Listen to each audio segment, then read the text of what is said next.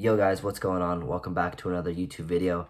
As you guys can probably tell by the title, I did not lose in the month of July. I had a 100% win rate, and I'm going to go over a little bit more about my strategy and the rules I follow to accomplish this. Alright, I'm going to go over a lot in this video, but if you had to take one thing and just run with it, take one trade a day. Like, that is the golden, star, or whatever the heck you want to call it. That is the sole reason on how I got profitable. You can't let your emotions get the best of you. Whether you take a win, take a loss for the day, just get off the charts. Take that one trade and then just leave. So take one trade a day and then get the hell off the charts. There's so many times where I just wanted to go back, and you let your just mental take control of you, and you just get greedy, you get impatient, you take bad setups. So if you could take one trade a day, just do that. Or sometimes there's not even a trade to take, so just be fine with taking a trade or not, but don't take more than one. That's the best thing I will go over throughout this video. I'm just gonna give you more rules to follow. So what I do is don't take a trade 5 minutes before or after orange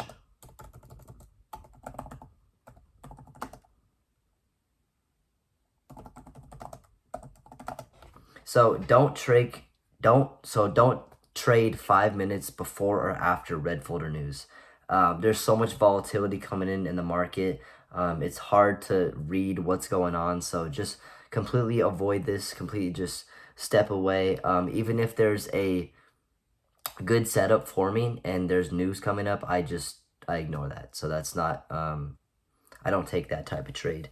The third thing I want to go over is just my strategy. So my strategy consists of 5 different things, and the first one basically is manipulation. You need to understand where the draw on liquidity is. You need to understand where price might reverse from. So I'm going to go over bias later, but manipulation is involved in every trade I take. See, if it's trading, if there's a draw on liquidity to the upside, then you have to identify that after that happens, the reversal might come later. So, fuck it, we'll just go over that. So, building a bias is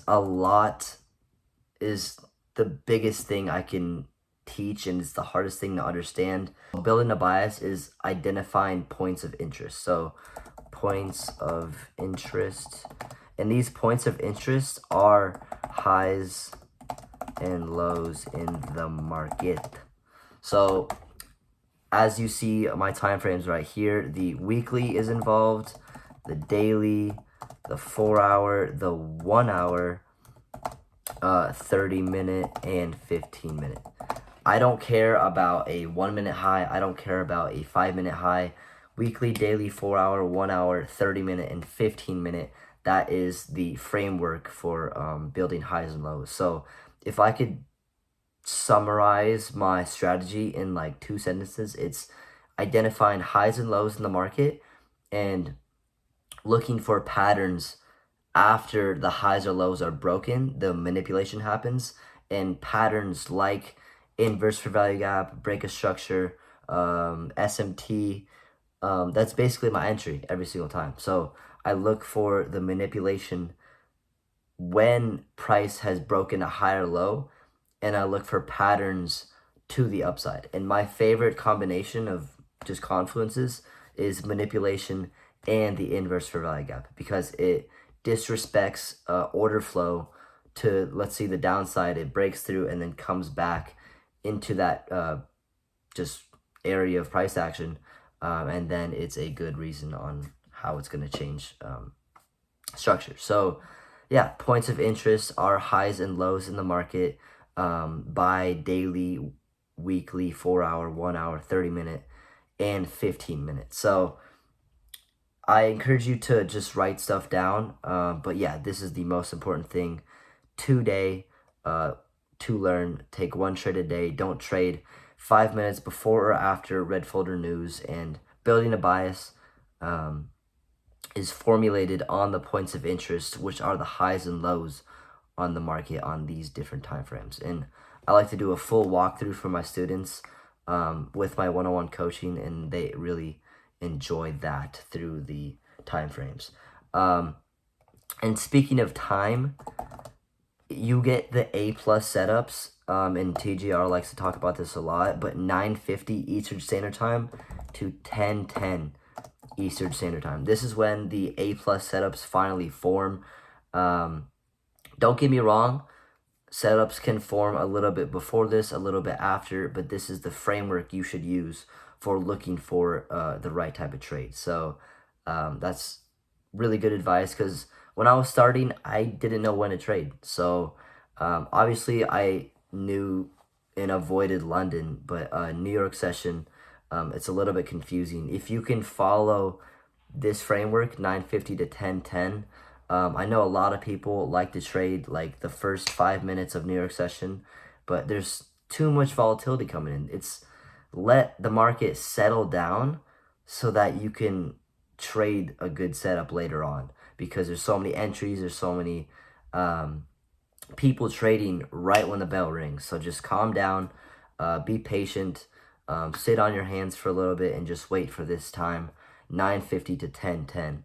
That is a lit time to trade. The three traits that you need to become a good trader is, first of all, just grit / like perseverance. You're gonna fail. I tell this to all my students. You're gonna fail in trading. You're gonna blow accounts. You're gonna lose all your money.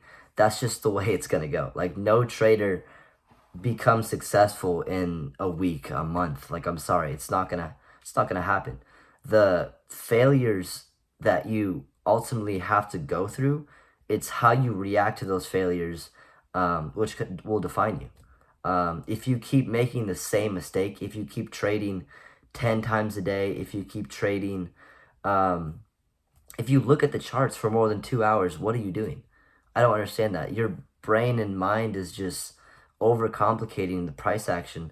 Just stay on the charts for an hour to 2 hours. But you need grit to keep on going.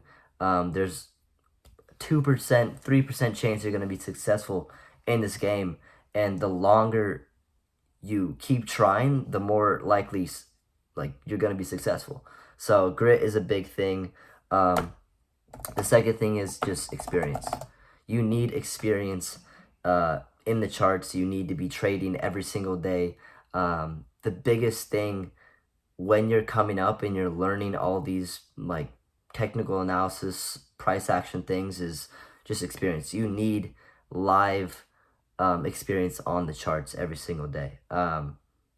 Yeah, you can back test, but reactions and places where the price respects certain points, that is a big part in learning how it just all works. So experience with the charts, experience with failure, holy fuck, I can't talk, with failure, that will define a good trader. And number three is psychology. So how the hell do you spell that? Psychology. So this goes with also just trading once a day. Press the button and leave. Like, I have a laptop, I have a computer that I trade on.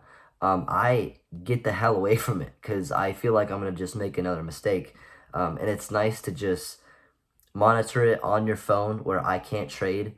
I'm making food in the kitchen after I press the button to trade. Just get away from your charts. Psychology is probably 80% of this game. Like 20% is actually understanding what the hell's going on. 80% is just controlling yourself and not making stupid decisions. Be patient. Don't get greedy. So if you have a green trade, if you have a winning trade, just get off. Like, you beat the market. That's something 95% of people don't do every day. So take your winnings and get out. Don't think of it like a casino, like, oh, I have money to play with now. No, that's not how it works. You will never become successful if you keep doing that. Just get off the charts. So yeah, psychology just 80-20. Psychology is 80% of this game, like 100%. Another thing I want to focus on, and this goes with my strategy, is what is it? Use the first 1 minute FVG fair value gap of New York session. So this ties back into my strategy, which I will go over in a little bit. But this confluence, this thing that you focus on, you could go through my Instagram where I have all my posts, all my past what's it called?